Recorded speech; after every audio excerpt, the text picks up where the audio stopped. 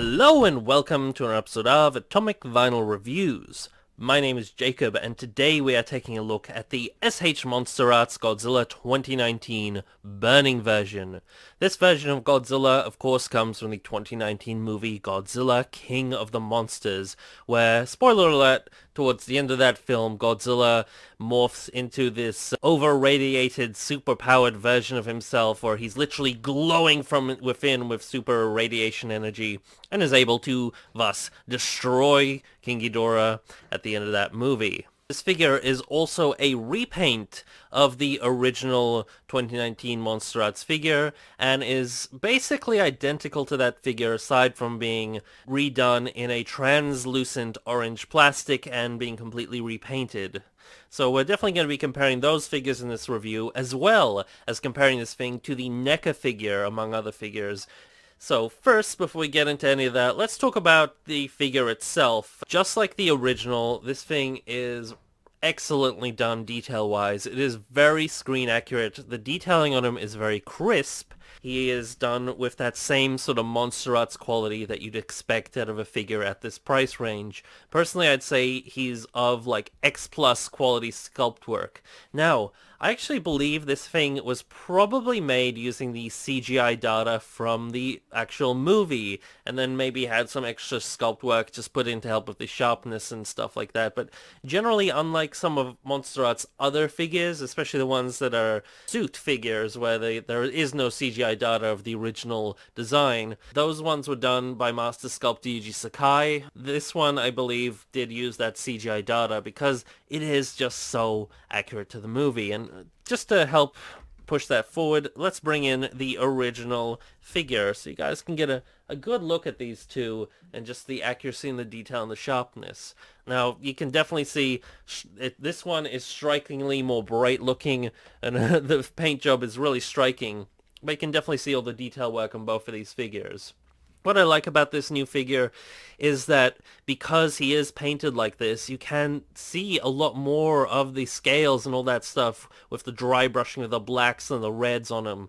Whereas the original figure is done in a very matte charcoal gray color with almost no paint variation to him. Nothing on the spines. He's practically a solid color. So it does make a lot of the little detail work kind of hide away, especially in more sort of basic flat lighting, whereas this thing does tend to pop in whatever lighting he is in.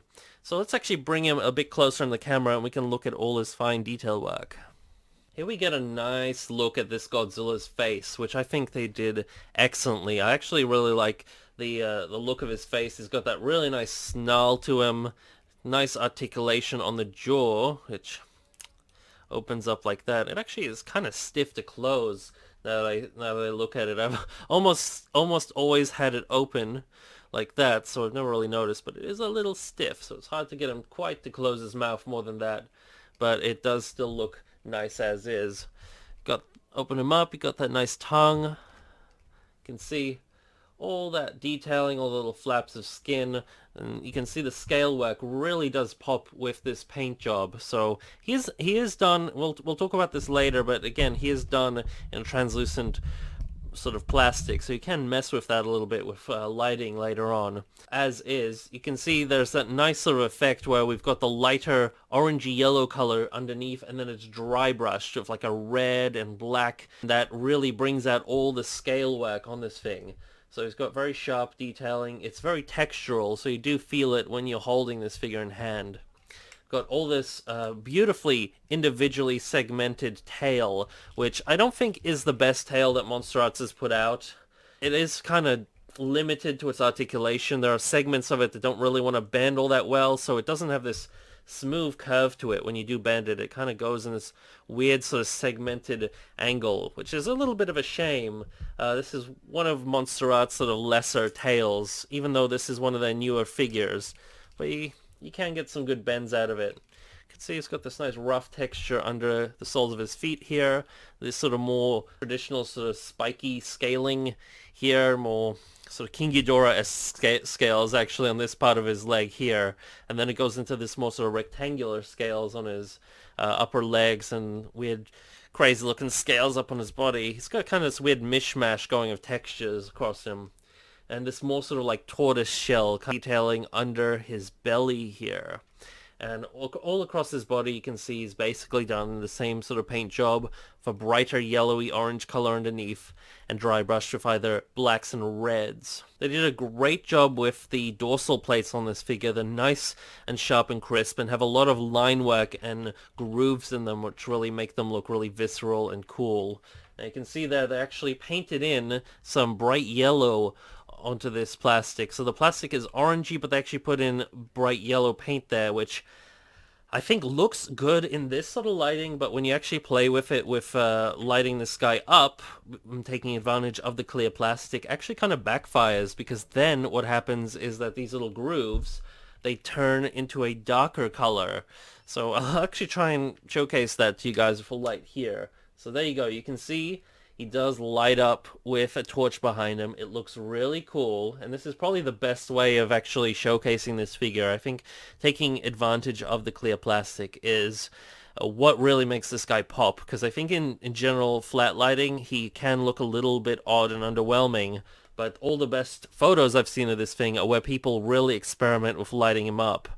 But there is that downside where you can see the slight dark lines on his spines. They actually are created because that yellow paint, which should be the brighter color, the very bright color, is actually created in more opaque sections. I'm not really sure if it comes out clearly on camera, because when you're messing around with lighting and stuff like this on camera, it sometimes doesn't really come out quite how you'd want it to. But definitely in person I can get that vibe.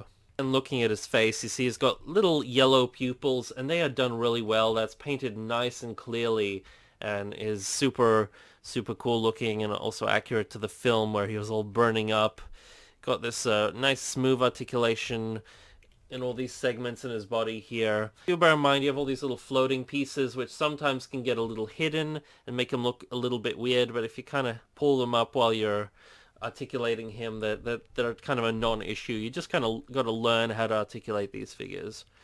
Got this great shoulder and elbow articulation here. You can pretty much get this guy to pose his body whichever way you like. Unlike the previous version of this figure, it might just be my particular figure for whatever reason, I find that he does have quite a lot of gaps with this floating piece here. It does tend to kind of leave bigger gaps than I would like. Like sometimes we get stuff like that, but personally again, this is an issue for some people. For me it's kind of a non-issue because you just got to play with it and kind of push it in to cover stuff up, and if I was holding him correctly that would sit better, but there you guys go. So you really do got to play with these things, but be warned, you can get really big gaps in some of these joining areas at the base of his tail particularly, but also at this joint, his sort of ab crunch here. When you're trying to move him up, you do get sort of gapping like this if you're not really careful, but you gotta remember with these things, you can either get really smooth sculpt if you want more of like a statue type figure, or if you want an articulated figure, gapping is kind of inevitable. However, MonsterArts does go all out with actually trying to really cover that stuff up and having small points of articulation, but lots of them to really give you smooth movement throughout the whole figure. So that's one of my favorite things about MonsterArts. Now looking at his feet here, they're done in like a red translucent plastic, and they're dry brushed a little bit with black paint. They look really nice. I love the improvements they did to the 2019 design over the 2014 one, with the addition of the much longer claws and bigger feet. That looks so much better than the weird, horrible elephant feet the original 2014 figure or design had. Got more of the red down lower here, which I love the actual variation in the plastic that they use. It's not all the orangey plastic. However, some spots of this figure look a little bit odd with that because, for example, his hands here and his hands are done in that orangey plastic, but then this segment here is done in a red translucent plastic, and then this segment here, it looks far more orangey, and they kind of segment him weird, so he looks like he's got these weird sort of arm bands across this segment of his arm, and I've heard lots of people complain about that, which is a little bit of an issue, and it's not the best thing, but I think it's not as bad as a lot of people have made out. So while this figure's sculpt is really spot on and super accurate to the film, like I was saying, and just has that classic MonsterArts quality that we've come to know and expect from a figure like this, I think the paintwork is kind of hit or miss on this figure. Now I hope it's coming out really accurately on screen right now. It's really hard for me to get it, my camera to get it quite as accurate as I would like, so I'm just kind of winging it and hoping that it's correct, because on one of my monitors it looks realistic, on the other one it looks completely different, and it's really hard for me to tell whether you're gonna see it how I see it in person, which is really difficult because every photo of this figure that I've seen really does kind of look different. Yeah, that's one thing with this figure. It does tend to look different, and the best photos of it that I found, for example, the ones that they used as the stock images for all the MonsterArts advertising and all the sites that are selling this thing, do look really nice, and I think they take advantage of lighting this guy up slightly and from specific angles and whatever other tricks they use get him to look really nice. Whereas for the most part, when he is sort of idle in very flat lighting, he doesn't quite look as special as he does in some different shots. And in some cases, I'd say, like some people have said, that the NECA figure does look better, and sometimes I think this guy looks better. It really depends a lot on the lighting. So let's go through his paintwork in some more detail. So again, he is done in transparent or translucent plastic, most of which is like this orangey color, whereas some elements of him, like his lower legs here and parts of his arms, are done in a red plastic, which does give a really nice effect. I like the transition, especially from his feet being this sort of cooler red color to the more hot orangey color, which does give him some paint variance. I also like the use of the darker paints across his tail here, which actually I'm not even sure if it's the plastic or the paint that's giving him this more reddish color across his tail. It's sometimes hard to tell.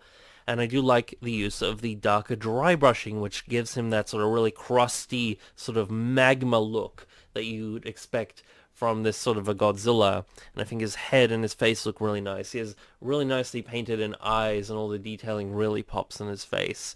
More so than the original figure, I would say. However, some parts of him do look kind of messy. The dry brushing across some of his back here looks really sparse, and it just doesn't really convey that same sense of glowing and awesomeness that I remember out of the film. It just looks like what it is, just kind of loose dry brushing.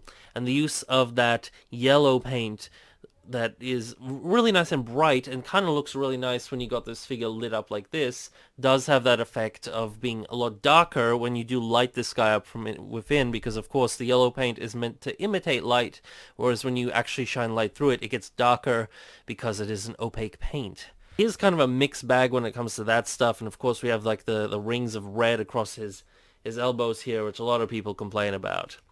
But let's actually bring in the NECA figure so we can compare the two.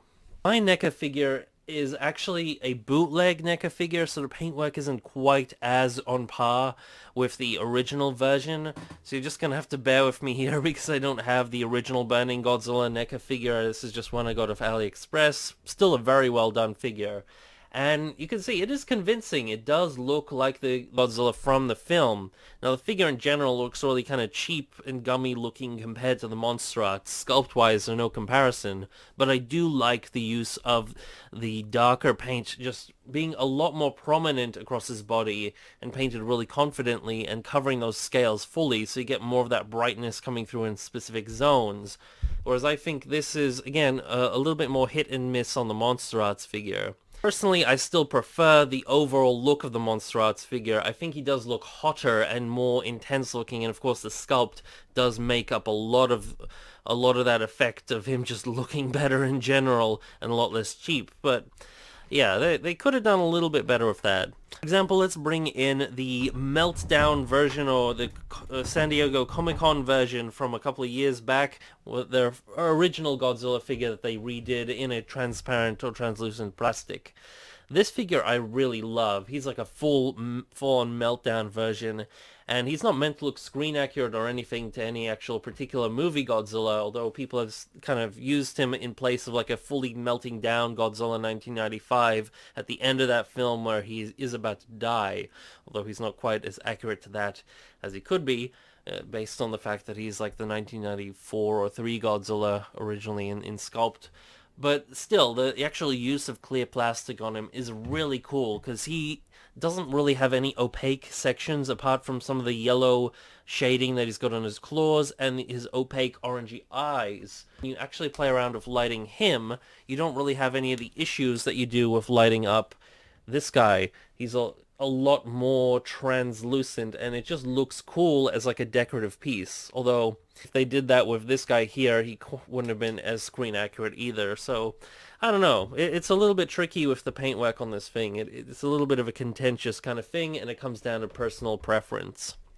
For me, though, MonsterArts' best version of like this sort of glowing, transparent effect is on the original Burning Godzilla 1995 figure. I think they knocked it out of the park with this one, because what they did is they actually have this sort of clear plastic which has behind it pockets which, if you kind of bring up his belly here, you can just about make out, has pockets of fluoro yellow behind the plastic. There's some, like a little space and then like a wall that's painted fluoro yellow. And then there's orangey and red dry brushing done over the sculpt. And that actually gives him this sort of internal glowing look. So no matter when you got him without lighting from the outside, or if you light him up, the effect of these glowing patches is really cool. And I think they just knocked it out of the park with this effect. And of course we've got his spines, which are this sort of completely transparent orange color, and then they just have the black dry brushed on them, or the charcoal gray, and it looks really effective. He looks like he did in the movie. It's probably the best Burning Godzilla effect I've seen on a figure in general. Whereas this one, a little bit more messy, but still looks cool, and I've seen some really great stuff done with this thing, so yeah, it really is a matter of personal preference. So I'm not really sure what more to say about this guy. It's hard to do a review of a figure that is, again, a repaint, so if you want to hear more of my opinions on this thing, do go check out the original review of this guy here, which is the original Godzilla 2019 MonsterArts figure, because I go into more depth about how I feel about this sculpt and all that sort of stuff, and all those feelings carry through for this figure. It's just this guy has a completely different look to him paint-wise. Before I do my final conclusion, let's do a quick little size comparison of this thing. So he is, again, a very standard MonsterArts size, so most of you do know how big he is already. I'll actually just bring in a little ruler just to kind of give you an idea. There he is. He stands at about 15 centimeters tall, which is about 6 inches tall. So that gives you guys a broad idea, but let's bring in some other figures that you could possibly pair this guy with.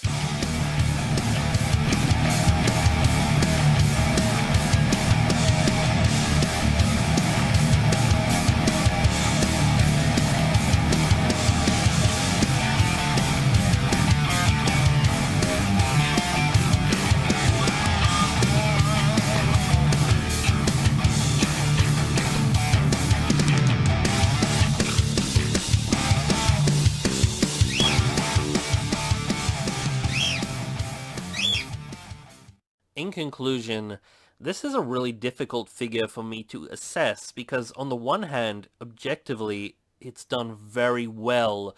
The sculpt and detail on him is impeccable. It is so accurate to the film, and in a lot of ways, I prefer the way that this figure pops compared to the original 2019 MonsterArts figure. That one was very flat in its paintwork. The matte charcoal really kind of hides a lot of the crisp detailing that this figure has, whereas this thing has a great presence on your shelf just because it's so bright and vibrant, and the variants in the paint on this guy really bring out a lot of the sculpted detail. I especially love the face and the head on this one, and I love the scaling on him and just the feel of this figure, and the use of clear plastic is really cool and something I always welcome in these figures.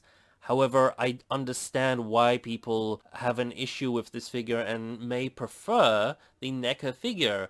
The paint on this guy is slightly different, and I feel it's kind of strange. It really has this effect where if you look at it in different lighting, like you can put him next to a window, he'll just glow in a certain different way. Then you have him in like next to a lamp or different lighting, or just in flat normal daylight, or just if you put a torch up to him, and he can take on a whole different sort of light depending on the light that you have around him. So on the one hand, sometimes he can look really bland and plain, but other times he can look really amazing like he does in the stock photos that MonsterArts have been advertising him with. Or, for example, I recommend you check out Harold from the Figure Mania show's photography. He does toy photography. I've had him on my podcast a couple of times, or at least I will a couple more times. I've had him on once.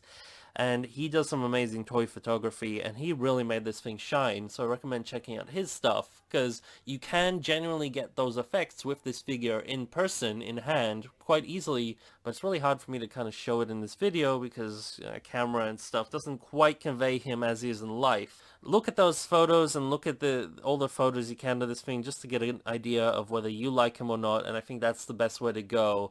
I think he is definitely better than the NECA figure. However, in photos, sometimes the NECA figure can definitely look better than this thing.